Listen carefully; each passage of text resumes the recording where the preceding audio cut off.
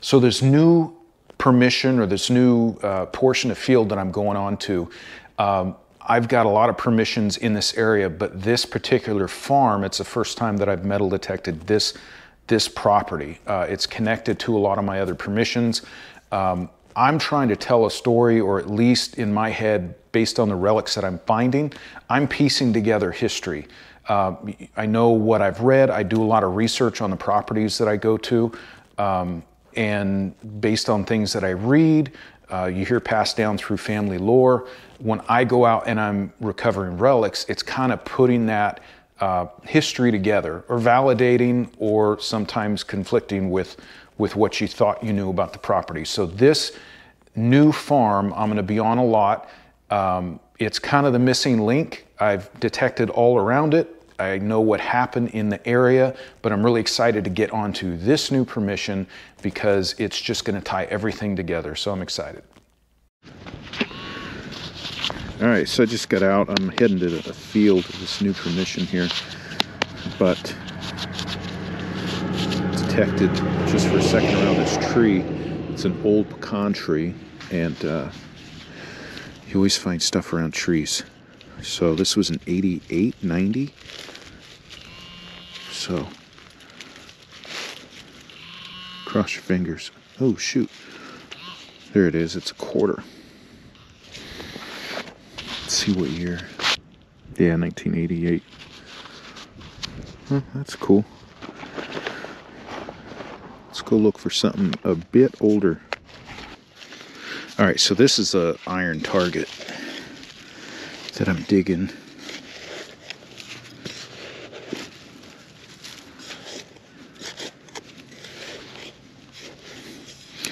I just dug another iron target, and it was a Craftsman wrench, a really old rusted Craftsman's wrench. What in the world is this thing? I feel something. Metal.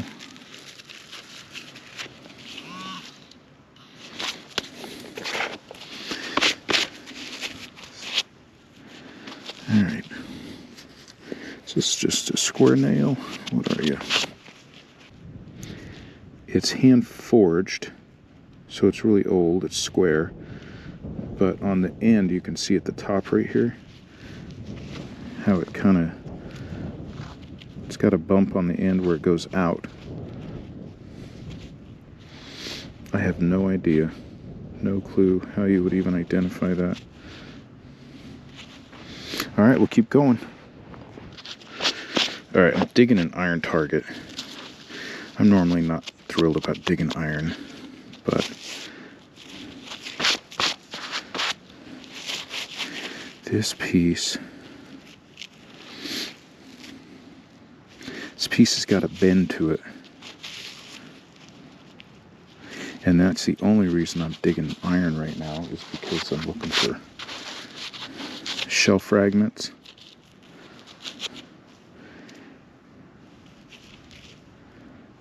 It's definitely got a bend.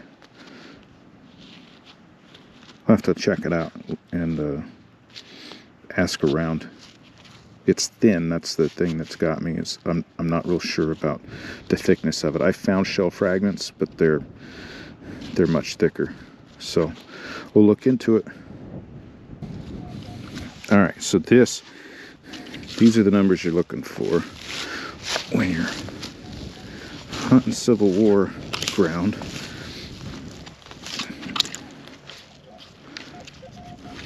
So it's like low 50s. That's the range for a bullet. Let's see, looks like it's in here. Still in the hole. What are you? I feel it.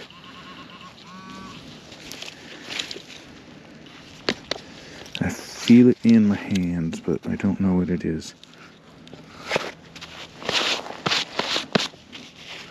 It's a bullet, but that is going to be modern. Yep, that's modern. That's a hollow point.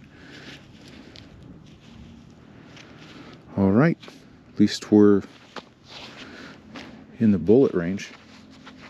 All right, we'll keep going. All right, I'm heading back to my truck, and this is a, shoot, this was a 52 deep. That is spot on what I'm looking for bullets. And I just flipped the plug. So it sounds like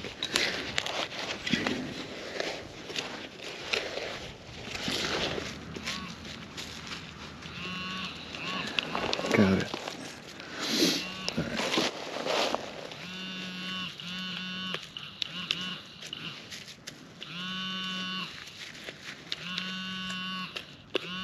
Oh my gosh, don't tell me. What the oh my gosh. All right. I'm not gonna jump up and do cartwheels yet. I gotta look at this. It looks correct.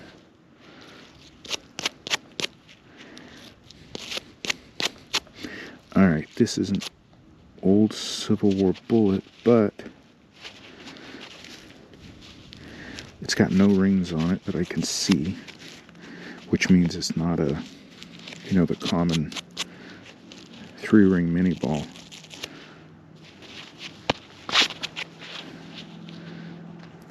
It looks bigger.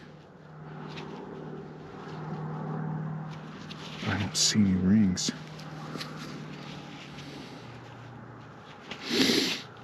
That's just weird on the top. I mean, obviously it hit something. For now, this looks super cool because it's not your common Civil War bullet, or at least not my common Civil War bullet. So I think this might be a neat find, but I'll have to do some research. But this is awesome. I'm walking back to my truck. I said that before. I usually turn my detector off because otherwise I'll never make it to my truck. But yeah, I'm like 25 yards from my truck, and I'm going to go to another field, but this is awesome. So this bullet is a 55 caliber infield Confederate manufactured bullet. First one I found like this. You hear a lot of people refer to bullets, or you see them and they've got rings around them. You hear them called like a 3-ring mini ball. This one's got no rings. It's smooth. This bullet design was made in 1852 in England, and it's just a neat find. It's Confederate made, Confederate fired, and it obviously struck something. We'll never know, but really neat. First time I found one like this. Okay, just hopped into a new field. This is like a 44, but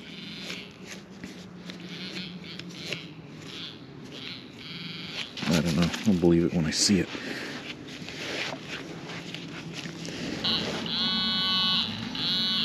There we go. Maybe some piece of aluminum. Yeah, some piece of. Yep. All right, we'll keep looking. This is the first time that I've detected on this property. It's butts up to some of my other property that I detect, but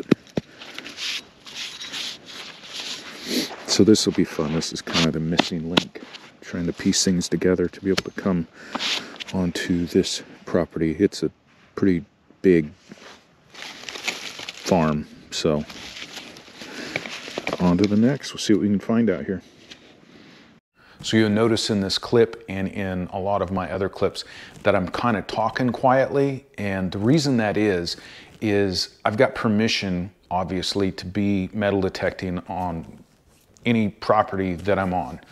But for me personally, I try to be respectful of people, the property owners. My goal is when I go metal detect, and I tell them when I ask for permission that my goal is I want to come onto your property, metal detect, and leave without you ever knowing I was there. That means I carry out my trash, I cover my holes, but that also means I'm not being loud and I don't want to bother them. So a lot of the scenes that you see that I'm talking quietly, it's usually because I'm close to a residence.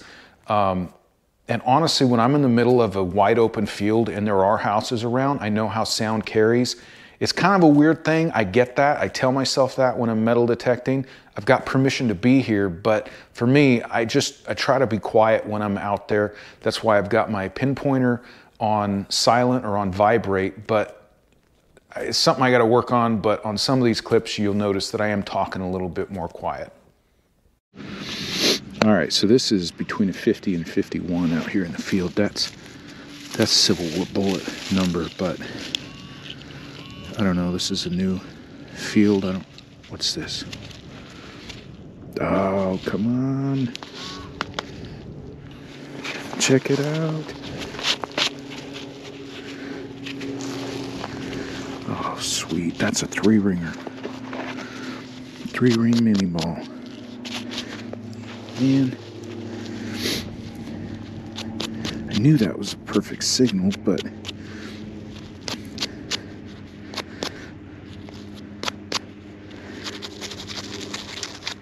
that's awesome. Gotta get it in the sun. It looks fired as well. It's got some deviation to it. Let's see if the base is just, if there's anything in the base. Nope. That is cool. This is on brand new permission. I mean, it's right next to a bunch of my permissions, but first time I've been in this field. That's awesome. That is cool. And I think it almost felt like there was more signals like this right around it.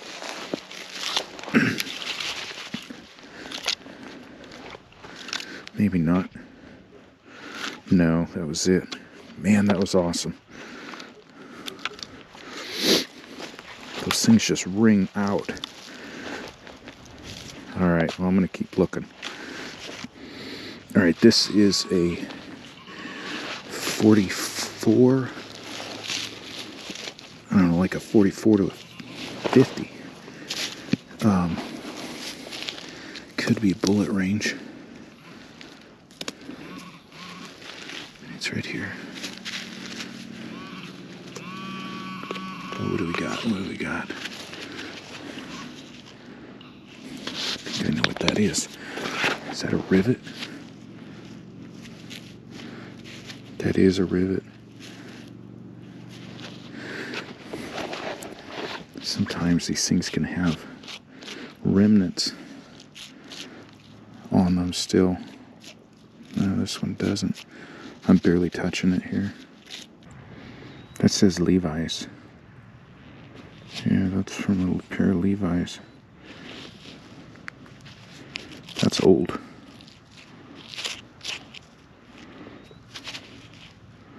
Well, that'll be cool. Try to date this.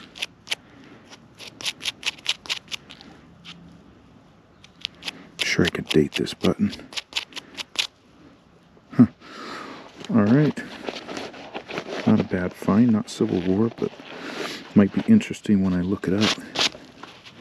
So this Levi's button, when I was in the field and I dug it, I thought that it would be pretty easy for me to date, but it turns out it's not. When I look into dating Levi's, they pretty much focus on the tag, on the stitching, but I didn't see anything about the buttons. I don't know if there was a big deviation between the years on what the buttons looked like, but I'll put a picture up here of it. And it's still a cool find. It's still old, but I can't put really a date range on it. All right, so this might have 2 targets here.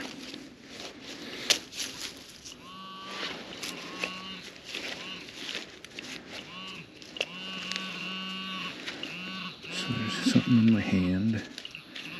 I think it's a piece of aluminum. Is that? Dang it. that's not it. Still think it's a little piece of aluminum.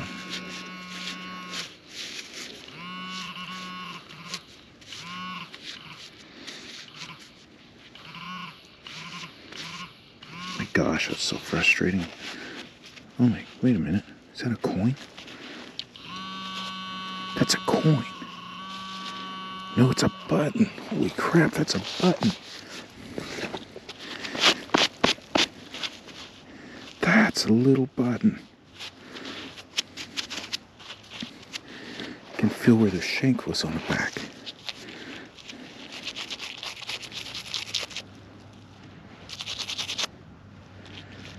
Look at that. The shank's broken off.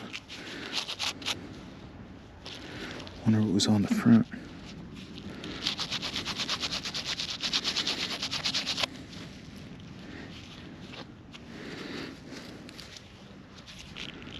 I don't think there's going to be anything on the front. I mean, I'll check it out when I get home, but if you look at it, it's just a little tiny, thin thing. About the size of a dime. I see some green patina right there. Actually, there might be a design on there. That's so cool.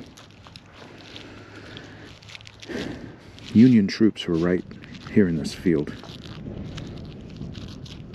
So, I don't know if this could be from a uniform or what.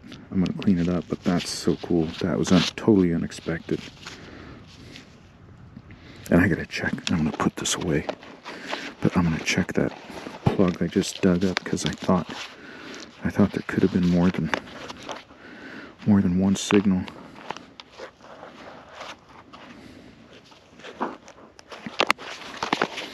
Let's see.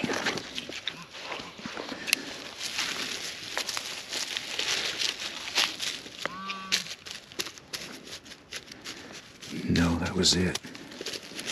And the sun's going down. That sucks. I don't want to have to stop. I wish I'd come here first thing this morning. Alright. Daylight's burning. I'm going to keep looking. So this little flat button, and I'll put a picture up here of it, pretty unique. It appears to be brass. The age on it, you can usually date buttons by the shank on the back of them, how the shank is attached to the button, clearly what the maker's mark is on the back of a button, if it has a maker's mark. But this is really old. I threw this up to some button experts, and what everyone can come up with is it's probably early to mid 1700s. There is no maker's mark on it. It's just a really rough cut button. The shank is soldered onto the back, and just based on the design, it puts it in that time frame. So it's actually pre-Civil War, unless a Civil War soldier was wearing a 100-year-old button. So really neat find, and I'm happy to add this to the collection. All right, I am like right by my truck. Right by my truck. And look what I just dug. What is it? What the heck is it? Is that a Williams? I don't think it's a Williams cleaner. It looks like it though.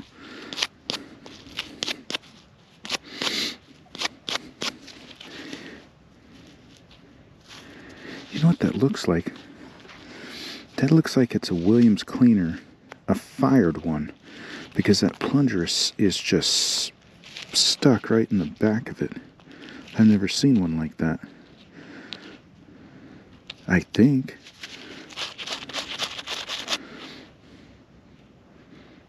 Doggone, I think that's what it is, a fired Williams cleaner. Never seen a fired one with the plunger still stuck in the back of it. That's awesome.